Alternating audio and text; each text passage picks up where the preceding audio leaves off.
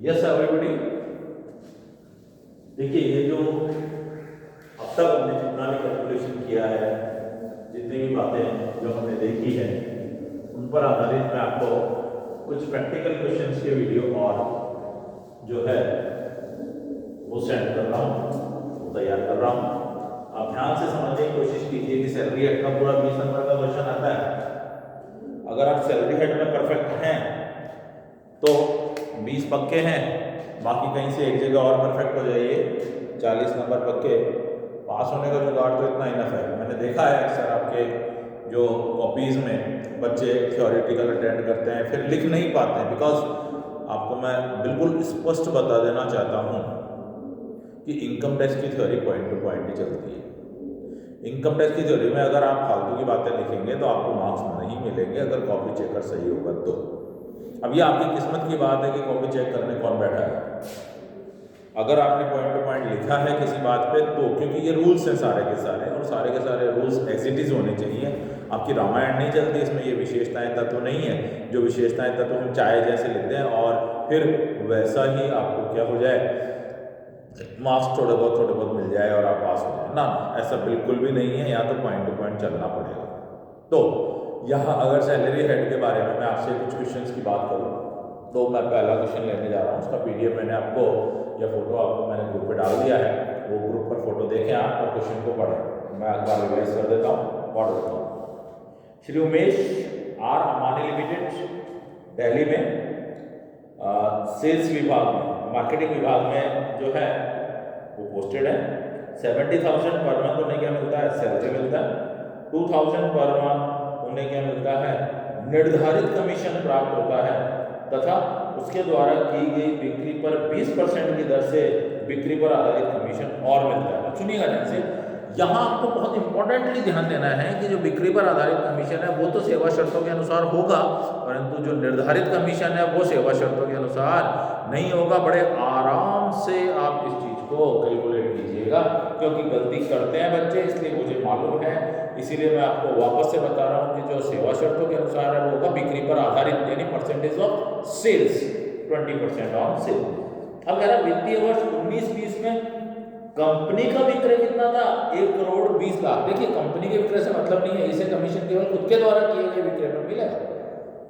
Company ने कितना विक्रय किया वो तो सबने मिलकर किया है, इसने कितना विक्रय करवाया उसके लिए जस्ट ये आगे कह रहा है, जिसमें उमेश का योगदान कितना है, 18 लाख, यानी 18 लाख पर इससे 20% क्या मिल जाएगा, कमीशन कंफर्म मिलेगा। देखिएगा आगे, उसे 18,000 रुपये पर मंथ मकान किराया भत्ता भी प्राप्त होता है। कितना रुपया, 18,000 रुपये पर मंथ। 30 अप्रैल 2020 तक उसके द्वारा चुकाया गया किराया कितना था, 20,000 रुपये प्रति माह था, और इसने बाद में वह अपने स्वयं के आवास में चला गया।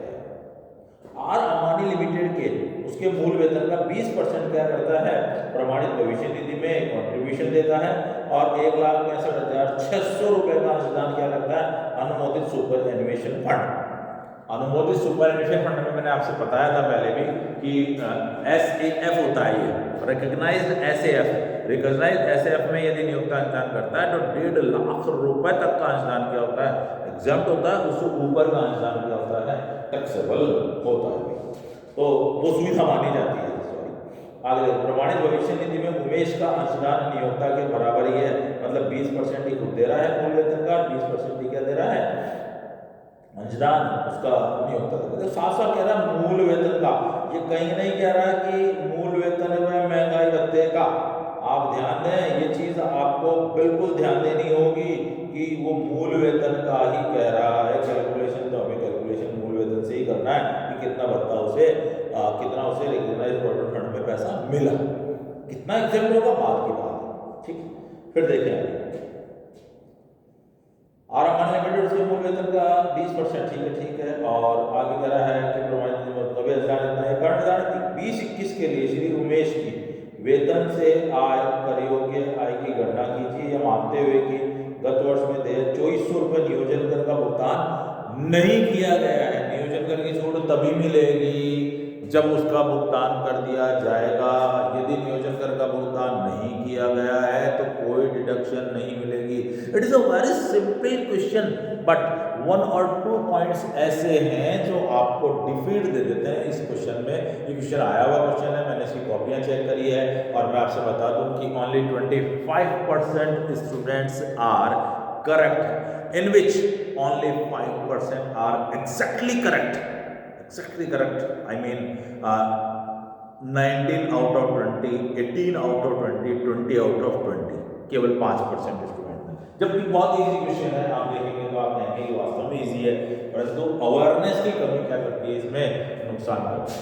तो मैं बात करता हूँ आपसे यहाँ पर इस क्वेश्चन के बारे में। सबसे पहले आप हेडिंग लगाएंगे computation of taxable income from salary of mister Umesh for the assessment year 2020 और 21। हम यहाँ पर PY लिख देते हैं। प्रीवियस ईयर जो है 2019-20 है, कहाँ से कहाँ तक चलेगा? 1 अप्रैल 2019 टू 31 मार्च 20। ये चीज बहुत इंपॉर्टेंट होती है।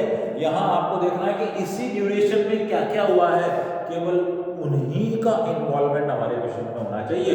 उसके बाद का इन्वॉल्वमेंट या उसके पहले का इन्वॉल्वमेंट बहुत देर करके करना है, ये हो सकता है तो करेंगे, नहीं तो नहीं करेंगे। जनरली हमको इसी अवधि को ध्यान रखना है, इसी पीरियड को क्या करना है, कैलकुलेट करना है।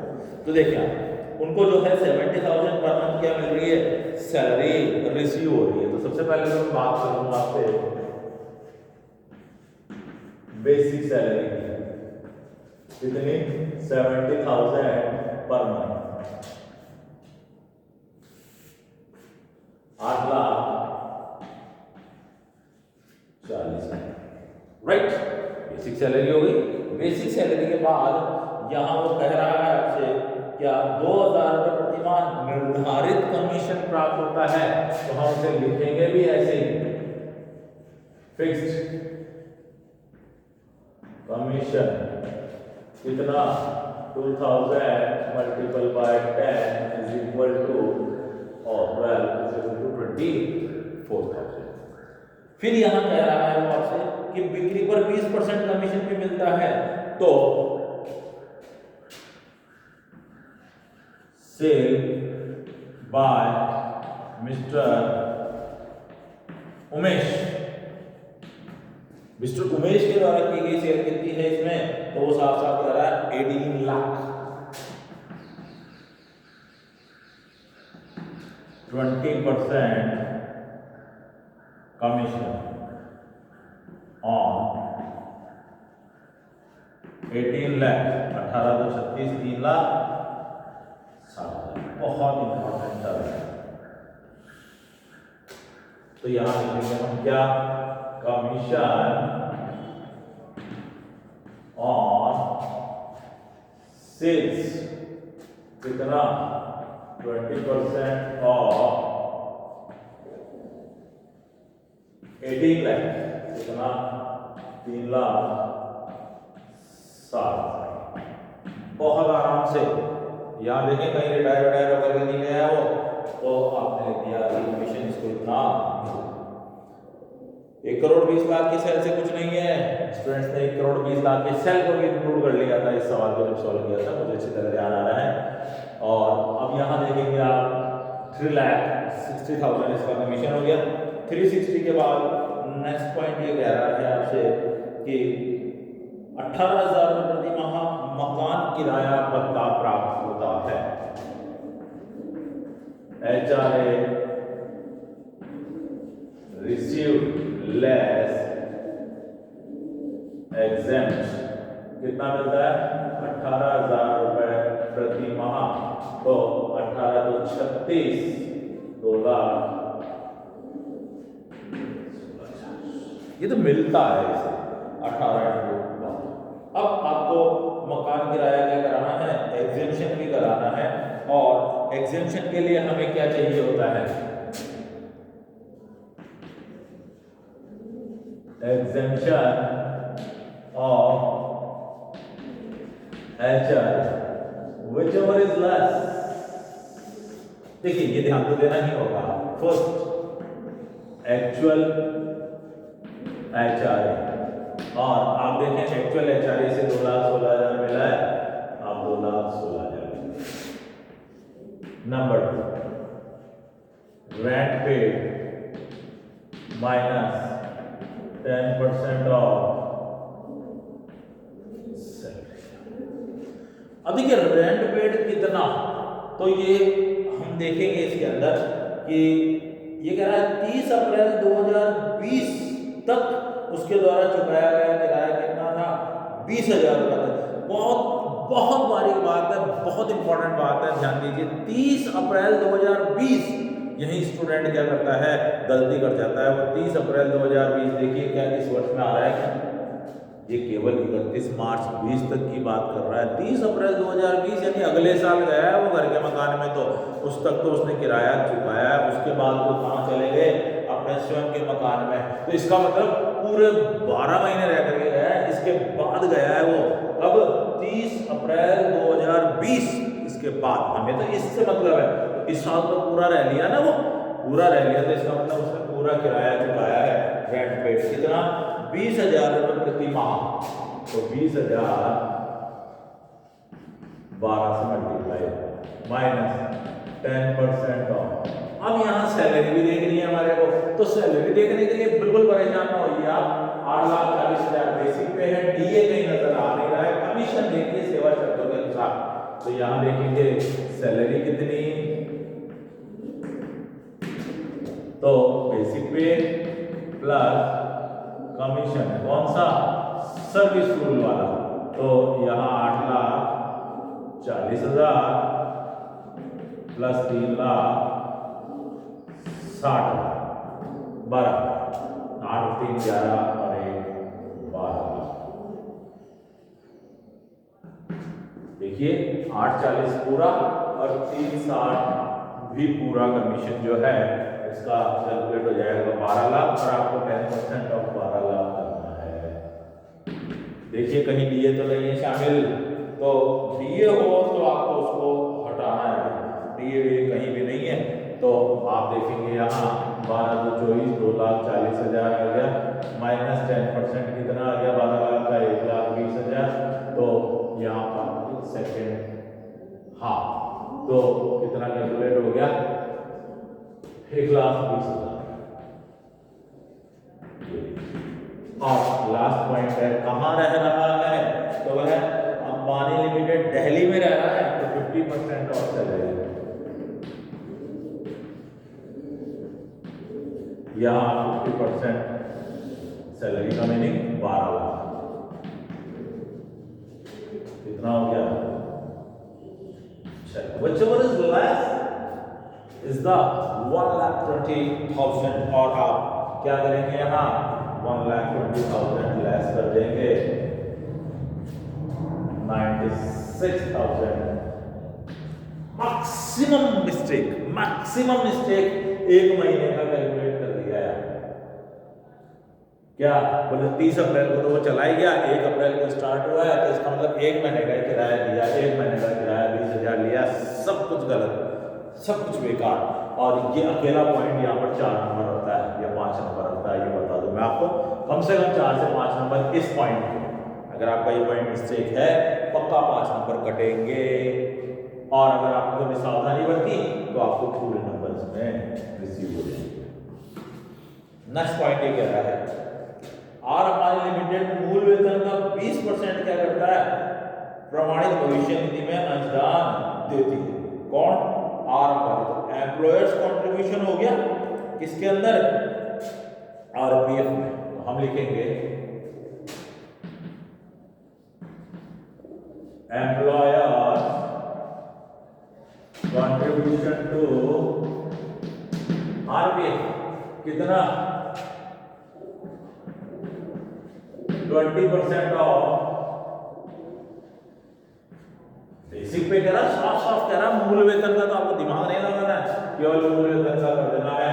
कितना हो गया 168 लेस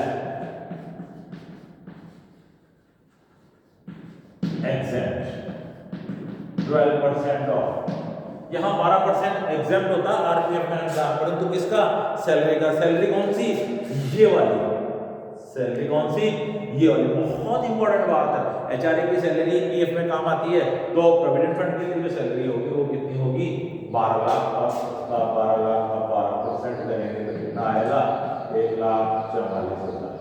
ये तो एग्जेप्ट हो जाएगा, और बाकी बचा कितना, 24,000 टैक्स हो जाएगा। ये भी बहुत इंपॉर्टेंट है।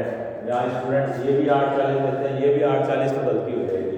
जिस स्टूडेंट की आदत 20 - 12 बराबर 8 करने की है, वो तो बिल्कुल ही गलत है, क्योंकि 20 - 12 बराबर 8 आप 840 का ही करेंगे, कभी आपके दिमाग में आएगा भी नहीं कि हम किसका कैलकुलेशन कर रहे हैं। तो ये गलती आपसे ना हो, इसलिए आप क्या करना, थोड़ा सा होशियार रहना। इसके बाद ये कह रहा है कि इतना ही अनुदान तो कर्मचारी ने दिया है, तो कर्मचारी ने तो अपने 840 में से दिया है, पूरा का पूरा एग्जाम्पल होता है एम्प्लॉइज कंट्रीब्यूशन। तो फिर आगे बात कर रहा है ये कि सुपर एनुएशन फंड में 1,65,600 किसने दिया है, एम्प्लॉयर्स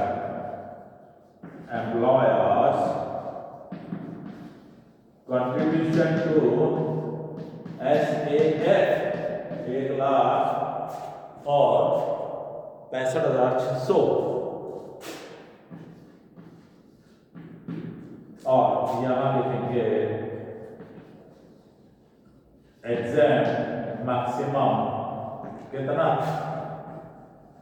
1,50, तो 15,600 रुपये।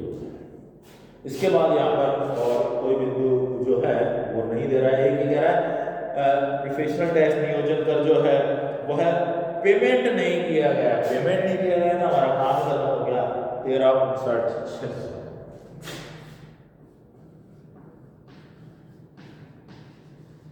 इसे क्या कहेंगे, ग्रॉस सैलरी। इसमें से लेस करेंगे क्या, स्टैंडर्ड डिडक्शन, कितना, 50,000, तो 13,09,600 इसे कहेंगे टैक्सेबल इनकम फ्रॉम सैलरी।